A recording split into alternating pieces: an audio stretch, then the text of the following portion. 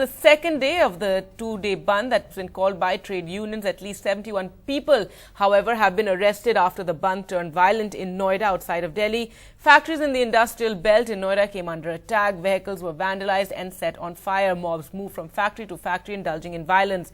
Factory owners told NDTV almost all building and warehouses in the complex were found vandalized. Calls to the police went unanswered. Some factory owners claimed their property was looted as well. More police forces have been rushed to the industrial belt today, and authorities have assured safety. Most schools are closed in Noida today. But just to give you an idea of the kind of free-for-all that took place in Noida, the security cameras of a company that deals with surveillance equipment show a group of 10 people entering the building, smashing glass, breaking and picking up computers even. In fact, later on, one of the people who was a part of the mob is even seen filming the violence on his cell phone.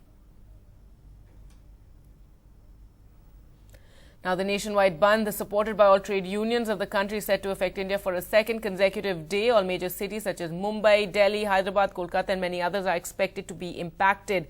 Now, transport has been the biggest casualty of the strike.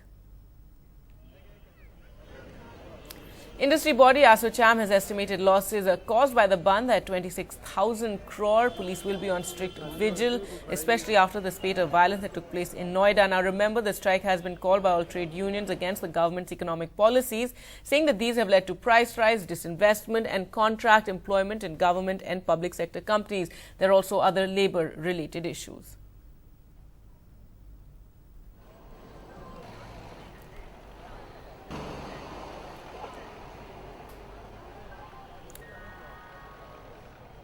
Now, let's take a look at the impact so far. 64 cases registered, 65 arrested for violence in Noida. As we said, partial impact of the Bandh in the capital. Fewer autos are off the roads. DTC buses are not, however, participating in the strike. In Kolkata, few taxis on the roads, factories, government offices, most shops are open. In Lucknow, no state transport buses are on the roads. ATMs were cashless as public sector banks remained closed.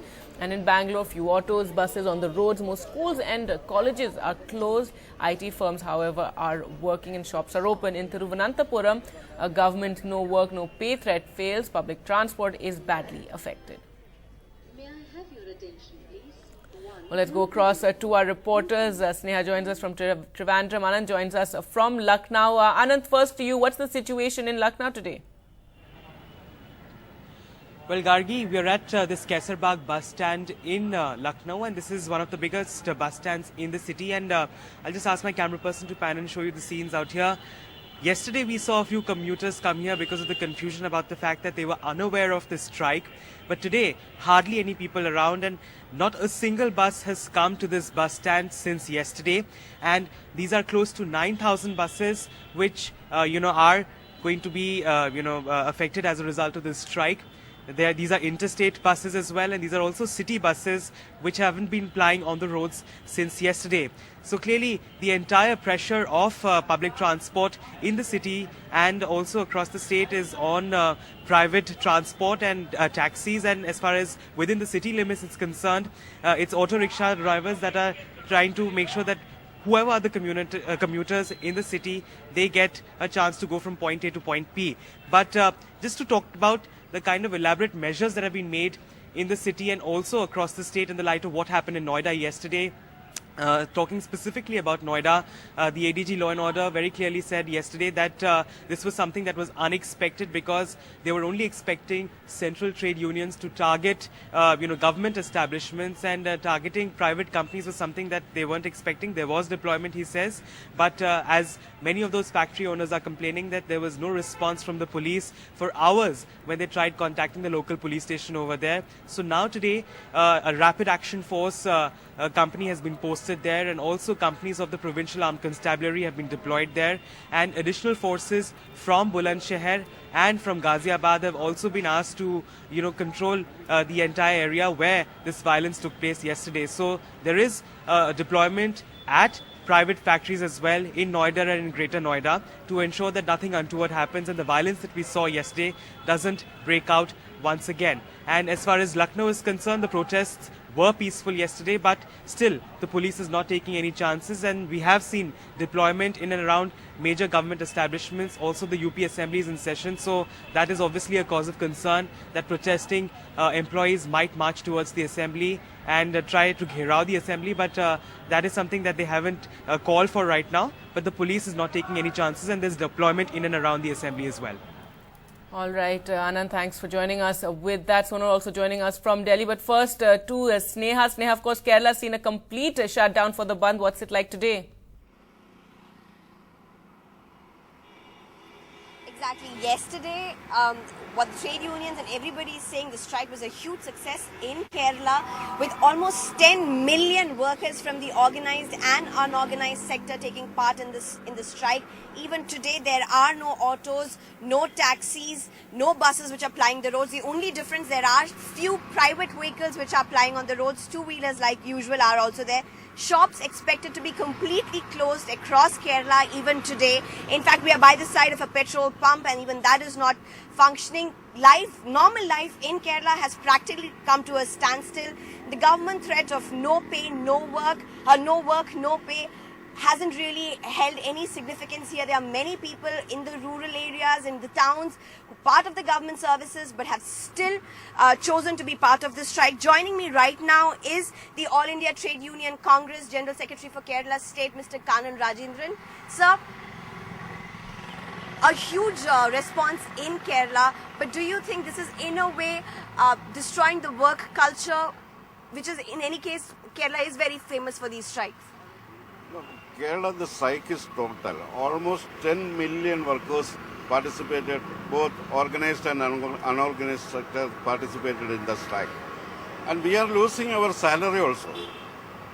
So the strike is total, and the government must see the response of the workers and the both organized and unorganized section. Are you expecting any outcome from these strike for these 2 days? Yes, there is a positive sign that the government started negotiation with trade union, central trade unions. In last February 28, there was a strike in which 10 crore workers participated. For the last 1 year, there was no discussion from the Labour Department or from the PM office or anywhere, from the government, officially from the government. Now they started discussions on last 14. So are you expecting that these people, the people who are part of the government services who have taken part in this strike, they're going to lose their salaries? Are you expecting the government to take that step despite the threat? Yes, normally it is there because in Kerala there is one rule like that. But that is for government servants. We workers are losing their salary in crores. Right. Here, the trade union leader telling us that they are losing their salaries, but the strike is going to continue for the second day here in Kerala. Life is expected to be standstill. All the there are 11 central trade unions in Kerala which are part of this, and 2 state trade unions. A lot of workers are going to be affected. They're expecting almost 10 million workers to join them. In fact, more to join them today in the second day. All right, shut down there in Kerala. Sonal, what's the situation in the national capital? Yesterday, we saw a lot of stranded passengers at the railway station. That's right, Gargi. Day 1 saw complete blackout and no really vehicles, especially when it came to auto rickshaws on the national capital. But as my camera person is panning and showing you the scenes on the New Delhi railway station this morning, we see similar scenes of what we saw yesterday. These lanes, in fact, where we are standing right now is meant to be for the autos. On any normal day, there would be, a queue of autos, and on the other side, a queue of the paid cabs, which are also there. That's also both of them missing right now completely. In fact, both of them, just being occupied by OB vans. In fact, if we can take you from the other side, if my camera person can try and get through the crowds of people which are here to show you that the Delhi government has made arrangements, and they've ensured that when the auto rickshaws, as they stay off the road, the buses are actually traveling on these lanes at regular frequency and trying to ferry passengers. But how much of that has really helped? Let's try and just go across to one of them and see how it's going to be. आप कहाँ से आए हैं और यहाँ पर कितनी देर से रुके हुए हैं? मैं जमशेदपुर टाटा से आया हुआ, लगभग 2-2.5 घंटे से वेट कर रहा हूँ, और ना यहाँ पे हमें ऑटो मिल रहा है, और यदि टैक्सी यदि मिल भी रहा है तो हमें बहुत ज्यादा चार्ज बतलाया जा रहा है। जैसे कि जहाँ 500 रुपए की चार्ज होनी चाहिए वहाँ पे 1000 प्लस किया जा रहा है। इसलिए हमें बहुत प्रॉब्लम हो रहा है। मेट्रो से मैं नहीं जा सकता बिकॉज हमारे साथ बहुत सारा बच्चा भी है, लगेज भी बहुत ज़्यादा है, तो बहुत सारी प्रॉब्लम झेलनी पड़ रही है। That's exactly the sentiment here, Gargi. People, though a metro is right here at the end of the station, people can't use it because of the luggage they have. A lot of kids also waiting here. But the fear really that we fathom, of this morning is the fact that because there was a lot of violence which broke out in Noida today, because of that fear, a lot of auto rickshaws, a few of them which we saw on the streets of the national capital yesterday, have also kind of kept back and not come out on the roads. And the only dependence people have is going to be on the DTC buses, which have a strict rule by the government to be, which have been told that they have to be on the roads today.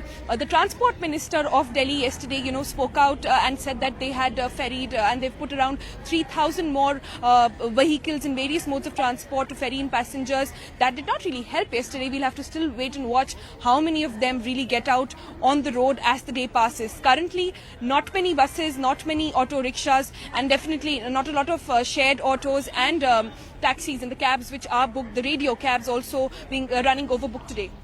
All right, so transport is the worst affected in both Delhi and Lucknow. Thanks, Anand and Sonal, for joining us with that.